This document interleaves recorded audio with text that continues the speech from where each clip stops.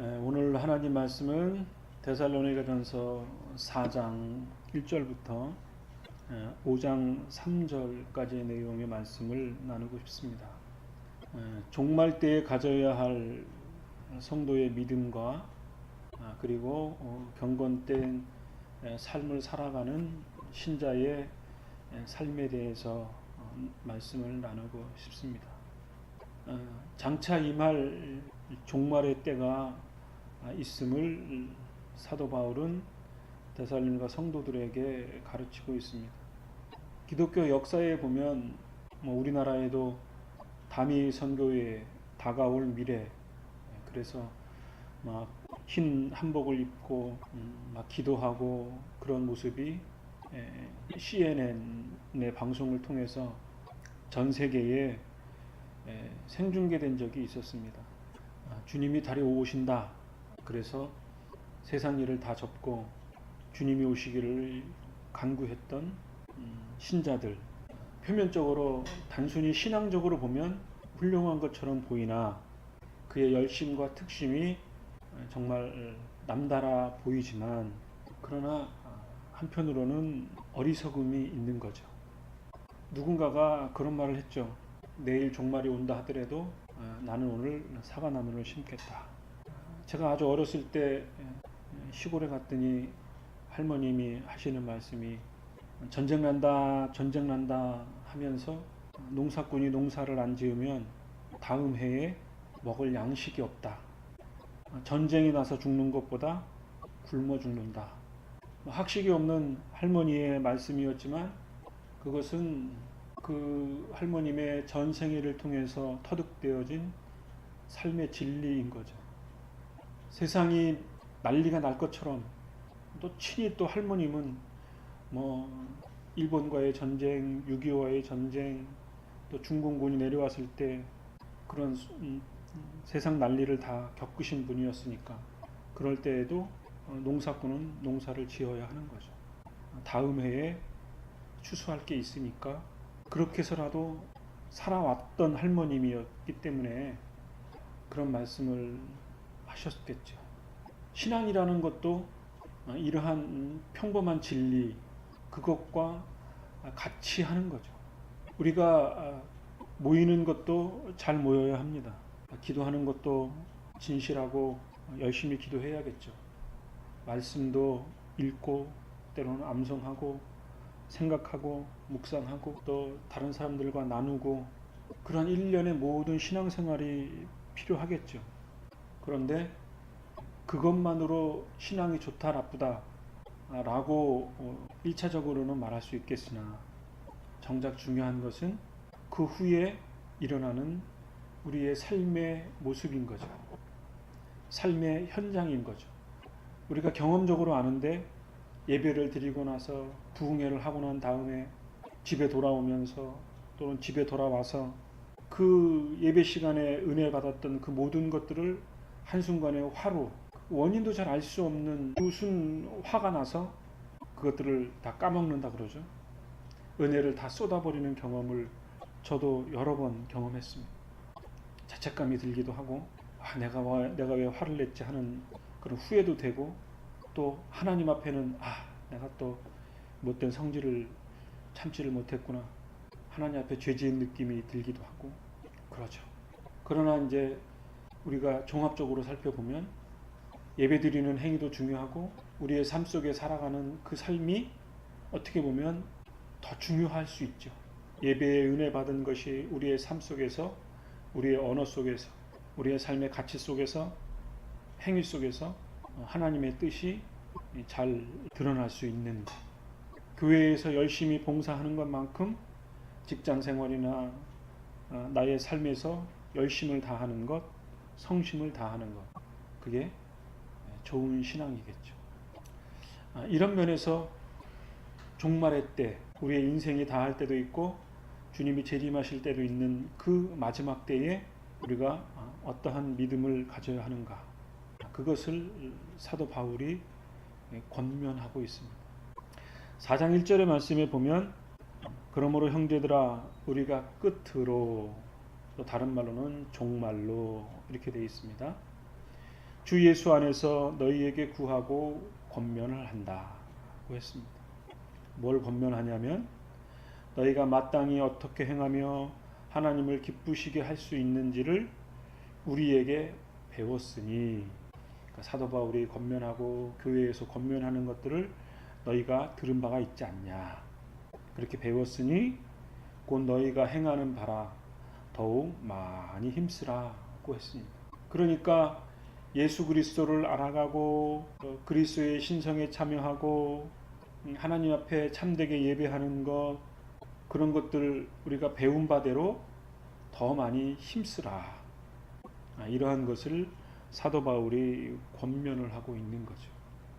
인생이 죽을 때까지 배우는 것처럼 신앙도 그렇고 모든 것들을 새롭게 배우는 거죠. 그 배운 대로 힘쓰는 삶, 매우 가치 있는 삶이라고 여겨집니다. 여기서 말하는 끝에서 종말로의 4장 1절의 말씀은 우리가 생각하는 개인적인 종말이 있을 수 있고 세상적인 사회나 국가의 종말 또는 그것을 뛰어넘는 궁극적으로 마지막 심판과 재림의 종말, 이렇게 생각을 할 수 있겠죠. 근데 어쨌든 우리 개인적인 생이 마감이 되거나 주님의 재림의 때가 왔을 그때까지 배우고 힘써야 한다. 그 내용에는 신자들의 믿음이 더 견고해져야 하고 세상의 풍속에 빠지지 않고 그리스도를 믿고 따르고 그리고 견고히 붙잡도록, 그것이 우리의 삶으로 드러나도록 신자의 삶이 경건된 거룩함과 또 신자들 서로 간의 권면을 통해서 교회의 아름다운 공동체, 믿음의 공동체, 사랑의 공동체, 서로 권면하고 의지할 수 있는 그러한 공동체가 되어지도록 서로 권면하고 힘쓰라. 이것을 사도 바울이 권면하고 있는 거죠. 그러면 이 종말의 때를 말씀하면서 사도 바울은 무엇을 전제하고 있는 거냐면 예수님이 다시 오실 것이라고 말씀하셨다는 거죠. 이것은 하나님의 크신 구원의 계획 섭리 가운데에 있는 것인데, 궁극적으로는 성경대로 예수 그리스도께서 이 땅에 오시고 십자가에서 고난을 당하시고 부활하셨다. 그리고 다시 재림하실 것이다. 이것을 염두에 두고 있는 거죠. 고린도전서 15장 말씀에 보면 나의 전한 말을 굳게 지키고 헛되이 믿지 아니하면 구원을 얻으리라. 내가 받은 것을 전하였다. 이렇게 말씀하면서 내가 받은 것은 뭐냐면 예수 그리스도를 다메섹 도상에서 만난 이후, 그리고 성경을 통해서 깨달은 바, 사도들을 통해서 깨우친 바, 종합해 보니까 이는 성경대로 그리스도께서 우리 죄를 위하여 죽으시고 성경대로 사흘 만에 다시 살아나시고 그리고 게바와 12 형제와 500의 형제에게 일시에 보이셨던 성경에 약속하신 그리스도께서 다시 오신다라고 우리에게 약속하셨다. 우리는 그 다시 오실 예수 그리스도를 믿고 우리의 삶을 살아야 한다. 이것을 말씀하고 있는 거죠. 그러면서 고린도전서 15장 8절에는 맨 마중에 만삭되지 못하여 남은 자 같은 내게도 보였다. 12절에는 그리스도께서 죽은 자 가운데서 다시 살아나셨다가 전파되었거늘, 죽은 자 가운데서 다시 살아나셨다가 그 전파된 바가 너희 중에 어떤 이들은 어찌하여 죽은 자 가운데서 부활이 없다고 하느냐. 그러니까 예수님이 다시 오실 것에 대해서, 예수님이 부활하신 그 부활에 대해서 의문을 제기하는 거죠. 세상에 그런 일이 어떻게 있을 수 있어? 이렇게 의문을 제기한 거죠. 이럴 때 사도 바울이 고린도 교인들을 통해서 교훈한 말씀이 무슨 말씀이냐면 만일 죽은 자의 부활이 없으면 그리스도도 다시 살지 못하였을 것이고 17절에는 그리스도께서 다시 사신 것이 없으면 너희의 믿음도 헛되고 너희는 여전히 죄 가운데 있을 것이다. 18절에는 그리스도 안에서 잠자는 자도 망하였을 것이다. 예수 그리스도께서 부활하지 않았으면 예수를 믿는 것도 헛되고 예수를 믿다가 죽은 사람도 망하였을 것이고 우리는 여전히 죄 용서를 받지 못하는 것이고 죄 가운데 살다가 죄 가운데 죽을 것이고 그리스도를 믿는 그 모든 수고가 다 헛된 것이다. 그러니 십자가에서 죽으신 예수 그리스도를 우리가 역사적 사실로 알고 있지 않냐. 그것을 우리가 굳게 믿어야 한다. 그러면서 그리스도께서 다시 부활하신 것을 베드로도 보았고 12사도도 보았고 500의 형제들이 일시에 보지 않았냐. 다시 살아나신 그리스도를 우리가 전해 들었지 않았냐. 이렇게 확증을 하고 권면을 하는 것입니다. 두 번째로는 그리스도의 죽으심과 부활, 믿는 신자의 삶. 다른 사람들은 예수 그리스도의 부활이 없다고 하고 재림이 없다고 하고 우리는 여전히 이렇게 살아가 있는 현실만 있다라고 하는 그 상황 속에서 사도 바울이 권면하는 바가 무엇이냐면 3절에 이렇게 말씀합니다. 하나님의 뜻은 이것이니 너희의 거룩함이라 곧 음란을 버리고 각각 거룩함과 존귀함으로 자기 안에 대할 줄을 알고 5절에는 하나님을 모르는 이방인과 같이 세욕을 따르지 말고 6절에는 분수를 넘어서 형제를 해하지 말라 이렇게 말을 합니다. 그러니까 한마디로 말하면 경건되게 살고 거룩하게 살고 다른 이방인과 같이 살지 말라. 우상 숭배를 버리고 음란을 버리고 이방 사람들은 여러 아내를 두고 여러 남자를 두고 방탕하게 생활을 하는데 그렇게 하지 말라. 서로 아내를 사랑하고 가족을 사랑하고 형제를 사랑하라. 이것이 예수 그리스도께서 말씀하신 하나님을 사랑하는 것이고 사람을 사랑하는 것이다. 이렇게 말을 하는 거죠. 권면을 하고 있습니다. 두 번째로는 7절에 보면 하나님이 우리를 부르심은 부정하게 하심이 아니요 거룩하게 하심이다. 그러므로 저버리는 자는 사람을 저버림이 아니요 너희에게 그의 성령을 주신 하나님을 저버림이니라. 여기서 부정하게 하고 이방인의 풍습을 쫓는 것, 하나님이 말씀하시고 예수 그리스도께서 실천하신 하나님 사랑과 이웃 사랑하는 것, 하나님의 형상을 쫓는 것, 그리스도의 거룩함을 따르는 것, 그것이 하나님을 기쁘시게 하는 것이다. 그런데 그것이 거룩하신 영이신 성령님을 따르는 것이다. 그 성령님의 존귀하신 뜻을 거스리는 그 모든 일련의 이방적인 것들은 하나님을 저버리는 행위다. 이거죠. 너희가 이방인의 풍습 가운데 있다가 예수 그리스도를 믿어서 죄사함을 받고 그리고 새 사람이 되어진 것. 그래서 이제는 성령의 거룩하심의 뜻을 따라 살아가는 모든 일련의 삶의 모습이 성령님의 임재 가운데 살아가는 것이다. 이거죠. 그리고 그것의 가장 아름다운 꽃이라 그럴까요?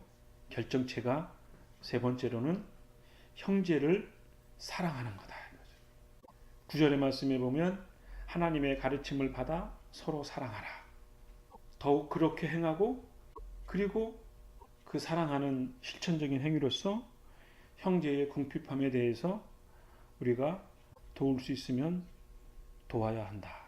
그리고 그 어떤 누구라도 궁핍함이 없도록 최소한의 생활을 할 수 있도록 도울 수 있으면 도와라. 이렇게 권면을 하는 거죠.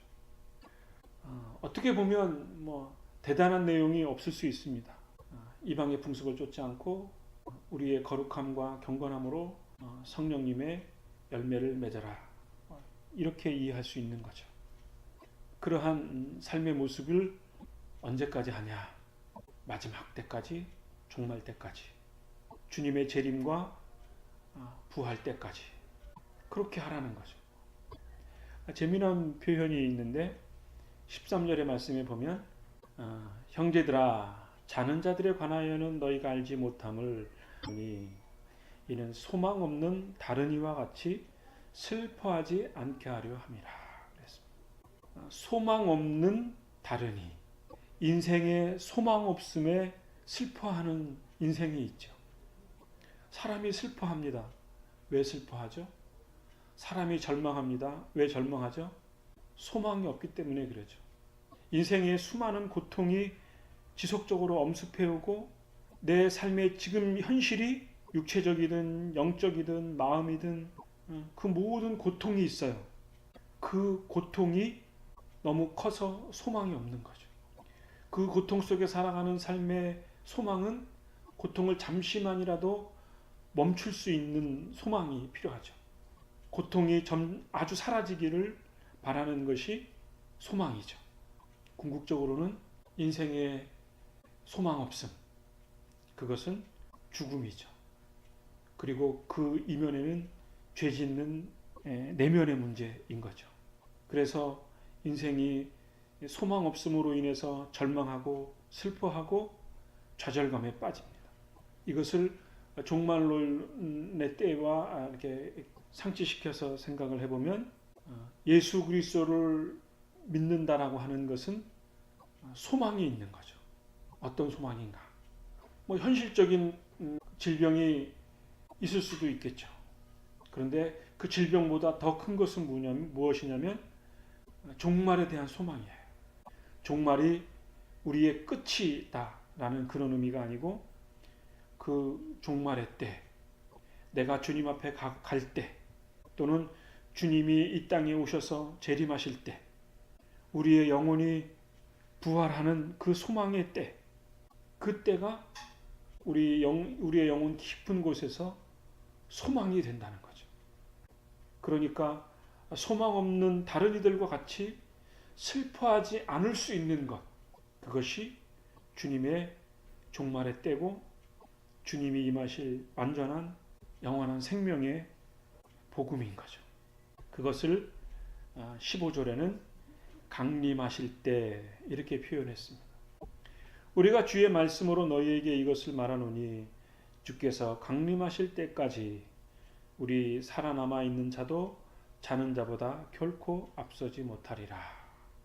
16절에는 주께서 호령과 천사장의 소리와 하나님의 나팔 소리로 친히 하늘로부터 강림하시리니 그리스도 안에서 죽은 자들이 먼저 일어나고 그 후에 우리 살아남은 자들도 그들과 함께 구름 속으로 끌어올려 공중에서 주를 영접하게 하시리니 그리하여 우리가 항상 주와 함께 있으리라.